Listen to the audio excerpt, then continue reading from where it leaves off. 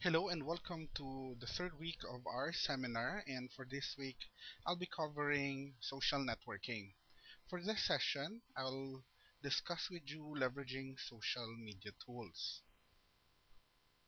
Leveraging social media tools basically explains on some of the advantages and disadvantages of using social networking sites and other social media tools in promoting a campaign or an advocacy.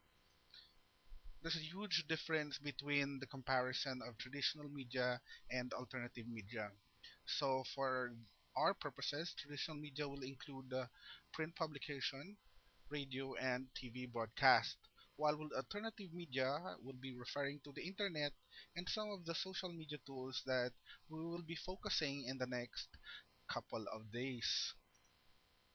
There will also be a huge difference between the immediacy and reach compared to traditional media because the use of the internet allows you to actually leverage the timeliness and the immediacy of the distribution of content and the ways to communicate with your target audience.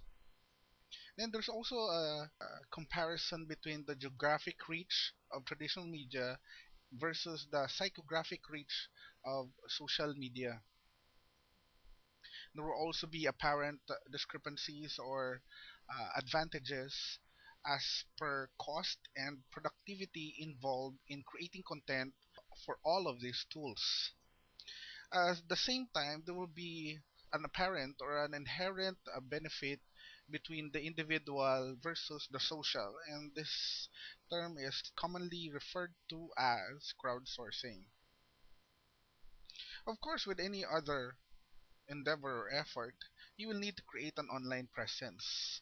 And on this slide, these are just some of the online tools that you may be able to use to further promote your content or your site or your blog.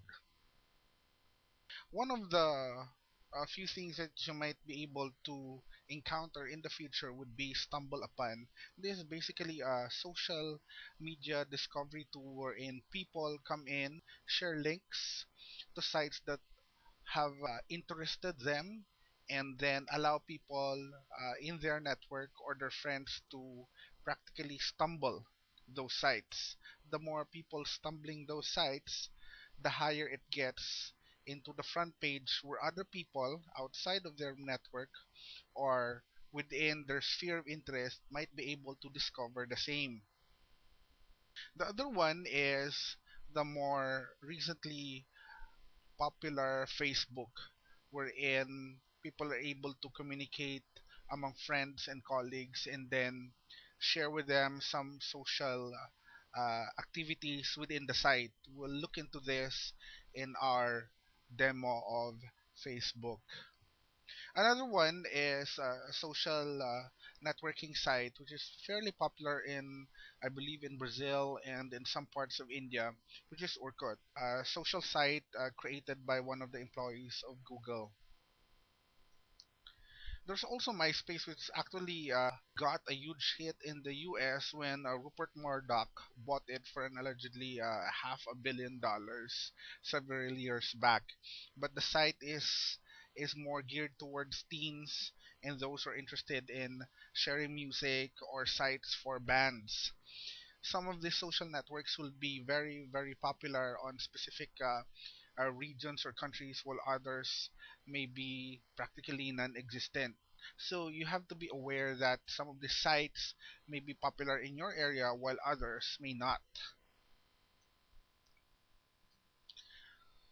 Also, for professionals, there's the social networking called LinkedIn. It's practically an online resume and a network of employers and employees sharing updates within their respective sphere of industries. The good thing with LinkedIn is it also has its own answer section where a specific person might post a question to their network, and people within those networks answer them with authority. Compare this to other social networking sites with answers like Yahoo Answers. You are more confident that the people who answer within your network in LinkedIn are people who have the credentials and may have the expertise to actually give you a more expounded or a more accurate response to your questions. On microblogs, the two most popular ones are Plurk and Twitter.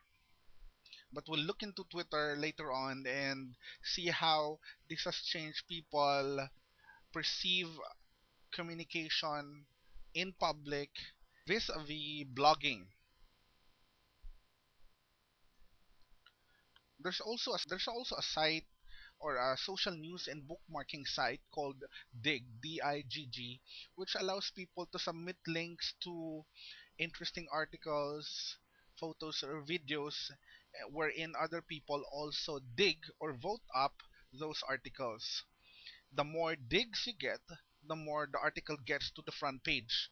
And once your story or the content hits the front page, it gets a massive amount of traffic from visitors checking out what's hot and what's not on the social news site.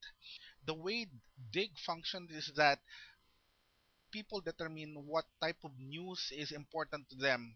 Unlike traditional sources of information where you have an editor and a publisher and a writer determining what is and what is not important news for the day. So when a site hits Dig, it suddenly gets a rush of traffic from visitors coming in from their site and could hit in the hundreds of thousands. So the idea here is for you to be able to share and submit links to stories or information that might be of interest to the whole crowd. This effect is called the dig effect. So there will be several goals and strategies that you might want to take into consideration when using all of these social media tools. First one is be able to reach your target audience via the preferred platform. So you will have to understand what demographics are the people uh, belonging to when you want to target them. So, say if you're looking for teenagers between 15 to 21, you might want to check out MySpace. Or but if you want to target a more mature crowd, then maybe Facebook is the better platform for you. You don't ask the audience to come to you, but it's the other way around, allowing you to reach your target audience by going to their preferred platform. Then there's the second goal to be able to engage with your users, wherein the idea is for you to get candid feedback and be able to communicate with your target audience. And the third one is for you to maybe influence or encourage a specific action, to donate, maybe to promote a cause, maybe to sign an online petition. And then also maybe also to build a network or community wherein you focus on promoting a cause or advocacy. There will be a lot of evolving possibilities with social networks, and for most people, this is a hit or miss.